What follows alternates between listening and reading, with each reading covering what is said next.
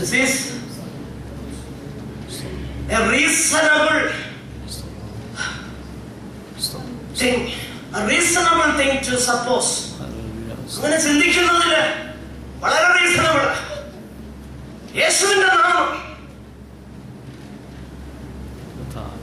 അനേകരുടെ പൗലോസ് പറയുന്നത് എന്താണെന്നറിയാമോ? കൊരിന്ത്യർ ലേഖനം എഴുതുമ്പോൾ പറയുന്നത് ഇങ്ങനെയാ: ഒരു ജഡവും ദൈവസന്നിധാനത്തിൽ പ്രശംസിക്കാതിരിക്കേണ്ടതിന് തന്നെ. ആർക്കും പ്രശംസിക്കാൻ കഴിയുന്നതല്ല പ്രിയമുള്ളവരെ. അങ്ങനെയെങ്കിൽ യേശുവിന്റെ നാമത്തിനു മുൻപിൽ സകല മുഴങ്കാലും മടങ്ങും എന്ന് ദൈവത്തിന്റെ വചനം നമ്മളെ പഠിപ്പിക്കുന്നെങ്കിൽ യേശുവിന്റെ നാമം ഉയർത്തപ്പെടാതിരിക്കുമ്പോ ഉള്ളിൽ വേദന തോന്നണം.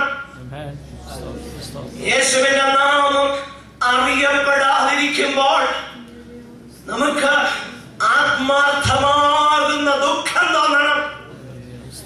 യേശുവിന്റെ നാമത്തെ വികൃതമാക്കുന്ന വേദവിപരീതമാകുന്ന വിഷയങ്ങൾ പ്രസംഗിക്കപ്പെടുമ്പോൾ നമുക്ക് ദൈവികമാകുന്ന കോപമുണ്ടാകണം. ഇന്നിതിനൊന്നും നമുക്ക് സാധനമില്ല. ഞാൻ പേരെടുത്തൊന്നും പറയുന്നില്ല. അടുത്ത കാലത്ത് പല വേദവിപരീതമാകുന്ന വിഷയങ്ങൾ. ഒരാളോട് യോഗം കഴിഞ്ഞപ്പം വിളിച്ചു നിർത്തി സംസാരിക്കേണ്ടതായിട്ട് വന്നു. പക്ഷെ അദ്ദേഹത്തിന് അത് ബോധ്യപ്പെട്ടില്ല.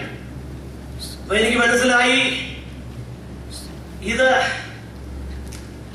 അറിയാൻ വയ്യാതെ ഒരു തെറ്റ് വിളിച്ച് പറഞ്ഞതല്ലെന്നുള്ളത് എനിക്ക് മനസ്സിലായി. ഇവിടെ നടന്ന കാര്യം ആരെങ്കിലും അറിയാൻ വയ്യാതെ ഒരു തെറ്റ് വിളിച്ച് പറഞ്ഞാൽ നമുക്ക് മനസ്സിലാവും. അത് തിരുത്തുമ്പോ അത് അംഗീകരിക്കും. എന്നാല് ഇതങ്ങനല്ല എന്ന് പറഞ്ഞു കൊടുത്തു കഴിഞ്ഞപ്പോ മറ്റൊന്നുമല്ല. ഇന്ന് നമുക്ക് വസ്തു അറിയത്തില്ലല്ലോ. പലരും അത് കേട്ട് ഹല്ലേലൂയ പറഞ്ഞതുകൊണ്ട് ഞാൻ വിഷയമൊന്നും ഇപ്പൊ പറയുന്നില്ല. യേശുവിന്റെ ദൈവത്വത്തെ നിഷേധിക്കുന്ന ദൈവദൂഷണപരമാകുന്ന ഒരു കാര്യം ഇവിടെ പല സഭകളിലും ഒരാൾ പ്രസംഗിച്ചു. അത്രയും ഞാൻ പറഞ്ഞു കൂടില്ലേ, ആരും അറിഞ്ഞു പോലുമില്ല.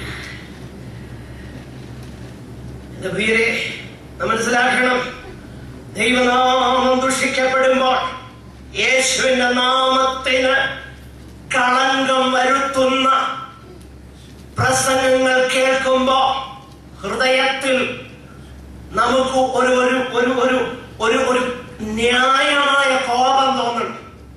അതാ നീതിയുള്ള കോപം കേട്ടോ. ന്യായമായ കോപം തോന്നണം. നമുക്കതൊന്നും വിഷയമല്ല. ആരെന്നെ പറഞ്ഞാലും വിഷയമല്ല. ഇന്ന് യേശുവിന്റെ നാമം ഉയർത്തപ്പെടുന്നതിന് പകരം സ്വയനാമം ഉയർത്തുക. സ്വയനാമം. ഞാനൊരു ഇൻസിഡന്റ് നിങ്ങളോട് പറയാൻ എനിക്ക് ഇഷ്ടമുണ്ടായിട്ട് പറയുകയാണ്. കുറച്ച് നാൾ മുമ്പ് ബോംബെയില് പ്രമുഖനാകുന്ന ഒരു വ്യക്തി ഒന്നൊരു മീറ്റിംഗ് നടത്തി. ആ മീറ്റിംഗിൽ പങ്കെടുത്ത ഒരു കഥാകൃതദാസൻ എന്നോട് പറഞ്ഞ കാര്യമാണ് ഞാൻ പറയുന്നത്. ഇംഗ്ലീഷിലാണ് സംസാരിക്കുന്നത്. ഹിന്ദിയിലേക്ക് തർജ്ജിമ ചെയ്തുകൊണ്ടിരുന്നപ്പം അറിയാതെ തർജ്ജിമ ചെയ്തയാള് ഈ മഹായോഗം എന്നൊന്ന് പറഞ്ഞുപോയി. ഉടനെ അദ്ദേഹം ക്രുദ്ധിച്ചു. പരിഭാഷ ചെയ്തുകൊണ്ടിരിക്കുന്നവരെ നോക്കി, വാട്ട്, മഹായോഗം? ഇതാണോ മഹായോഗം? ഇവിടെ എത്ര പേര് കാണും? 500 പേര് അല്ലെങ്കിൽ 900 പേര്? അതിൽ കൂടുതലുണ്ടോ? ഞാൻ സാധാരണ പ്രസംഗിക്കുന്നത് 10,000 കൂടുന്ന വേദികളിലാണ് ഞാൻ പ്രസംഗിക്കുന്നത്. ഇതാണ് മഹായോഗം. ദുഃഖകരമെന്ന് പറയട്ടെ, അത് 3 മാസം കൂടെ പറയാൻ ദൈവം അനുവദിച്ചില്ല. ഞാൻ അത്രയും പറഞ്ഞു വിടുന്നു. പേര് പറഞ്ഞാൽ നിങ്ങളിൽ പലരും അറിഞ്ഞെന്നിരിക്കും. അദ്ദേഹം ഇന്ന് ജീവനോടില്ല.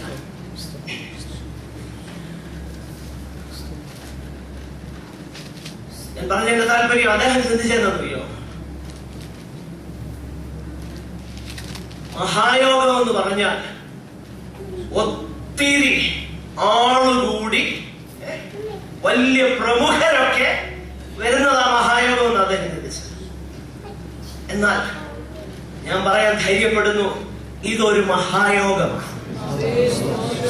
കാരണം എന്നറിയാം, ഞാനിവിടെ ഉള്ളതും നിങ്ങളാരും ഇവിടെ ഉള്ളതും അല്ല കാര്യം.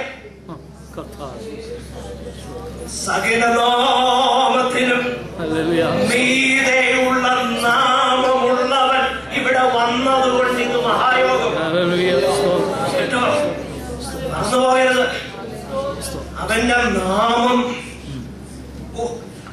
ആ നാമത്തിനു വേണ്ടിയിട്ടാണ്, ആ നാമത്തിന്റെ ആ പ്രേരണയാലാണ് ഞങ്ങൾ സുവിശേഷം പ്രസംഗിക്കുന്നത്. പൗലോസിന്റെ തിയോളജിയുടെ ആകത്തുക എടുത്തു നോക്കിയാൽ ഒറ്റ വാക്കി പറയാൻ കഴിയും, ക്രിസ്തു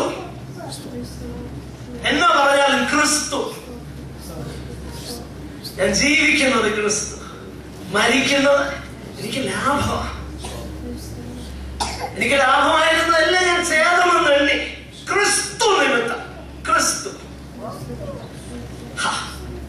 യേശു ക്രിസ്തു നിമിത്തം, അവന്റെ നാമം, ആ നാമം എത്ര മാധുര്യമുള്ളതാണ്.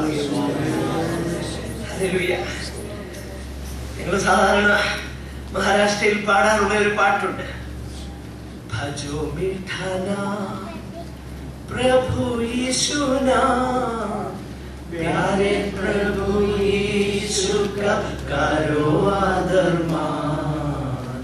भजो मीठा नाम, भजो मीठा नाम, प्रभु यीशु नाम, प्यारे प्रभु यीशु का करो आदर मान।